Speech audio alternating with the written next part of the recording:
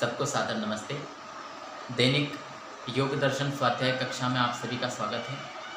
हम योग दर्शन के प्रथम पाद समाधि पाद के 8वें सूत्र पर विचार कर रहे थे। हमने कल विपर्यय वृत्ति के बारे में समझा था। महर्षि पतंजलि जी ने योग दर्शन में जो हमारे मन में उठने वाले, चित्त में उठने वाली वृत्तियां हैं, उनको 5 भागों में विभाजित किया है: प्रमाण, विपर्यय, विकल्प, निद्रा और स्मृति। इसमें से हमने प्रमाण को और विपर्यय को समझ लिया। अब तीसरी वृत्ति जो है विकल्प वृत्ति, उसे आज हम समझ रहे हैं।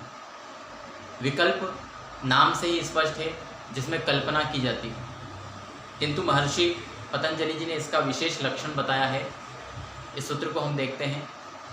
सूत्र में कहा है, शब्द ज्ञानानुपाति वस्तु शून्यो विकल्प, अर्थात शब्द ज्ञान अनुपाति, शब्द ज्ञान के अनुपाति। हमने गणित में पढ़ा है ना, समानुपाती, अनुक्रमानुपाती, यानी उसके अनुसार, शब्द ज्ञान के अनुरूप, शब्द ज्ञान के अनुसार चलने वाली, उठने वाली वृत्ति जो कि वस्तु शून्य है, अर्थात जिसके लिए शब्द तो प्रयोग होते हैं लेकिन वास्तव में वो वस्तु नहीं है संसार में, ऐसी वृत्ति जो हमारे मन में बनती है उसे विकल्प कहा जाता है। उसमें कल्पना की जाती है। जैसे हम ने कई बार ऐसे शब्द सुने हैं हमारे जीवन में जो कि होते नहीं, लेकिन हम अपने मन में उसकी कल्पना कर लेते हैं।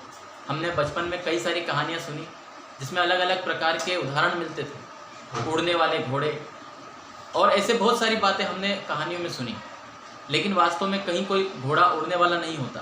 लेकिन हमने अपने चित्त में एक वृत्ति जरूर बना ली थी, उड़ता हुआ घोड़ा हमने देख लिया था। यह जो वृत्ति बनी थी यह विकल्प वृत्ति है। और विकल्प वृत्ति के कई सारे उदाहरण हो सकते हैं।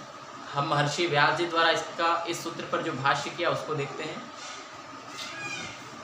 महर्षि व्यास कहते हैं विकल्प का अर्थ करते हुए कि स न प्रमाणोपरोही न विपर्योपरोही च। हमने इसके पहले 2 प्रकार की वृत्ति देखी, प्रमाण वृत्ति और विकल्प वृत्ति, नहीं, प्रमाण वृत्ति और विपर्यय वृत्ति। ये तीसरी देख रहे हैं विकल्प। महर्षि व्यास कहते हैं कि यह वृत्ति न तो प्रमाण के अंतर्गत है और न ही विपर्यय के अंतर्गत है। क्यों? क्योंकि महर्षि कहते हैं वस्तु शून्यत्वेपि शब्द ज्ञान महात्म निबंधनो व्यवहारो दृश्यते। वस्तु शून्यता होने पर भी, अर्थात शब्द का प्रयोग तो किया किंतु वस्तु नहीं है। शब्द ज्ञान महात्मनो, शब्द ज्ञान के आधार पर, शब्द ज्ञान की महिमा से व्यवहारो दृश्यन्ते, महात्म निबंधनो व्यवहारो दृश्यते। एक शब्द ज्ञान हमारे चित्त में जाता है, हमने कहीं से कोई शब्द सुना, उससे हमारे मन में एक वृत्ति बन जाती है। शब्द के सुनने पर हमने एक वृत्ति पहले देखी थी जिसको हमने आगम वृत्ति कहा था, प्रमाण वृत्ति थी। उसको प्रमाण कह रहे हैं और यहाँ विकल्प कह रहे हैं, इसलिए क्योंकि उसमें जो थे प्रामाणिक बातें थी। हमने जिसका ज्ञान प्राप्त किया वो यथार्थ वस्तु थी। यहाँ पर जिसका ज्ञान हम शब्द से प्राप्त कर रहे हैं उसमें यथार्थता नहीं है, वो केवल कल्पना है। हमने कल्पना से जो चित्त में वृत्ति बना ली है वह वृत्ति क्या है? विकल्प वृत्ति है। महर्षि व्यास इसका उदाहरण देते हुए कहते हैं चैतन्यम पुरुषस्य स्वरूपमिति। अब यहाँ पर यह उदाहरण विचार करने योग्य है। चैतन्यम यानी चेतनता, पुरुषस्य पुरुष की, स्वरूपमिति चैतन्यता पुरुष का स्वरूप है ना। यहाँ पर यह कहा जा रहा है, कई बार हम ऐसा प्रयोग करते हैं शब्द में कि पुरुष की चेतनता यानी आत्मा की चेतनता। अब जब हम ये कहते हैं तो वहाँ पे 2 बातें हो जाती हैं, आत्मा अलग और उसकी चेतनता अलग, जबकि वास्तव में आत्मा और उसकी चेतनता एक ही चीज़ है।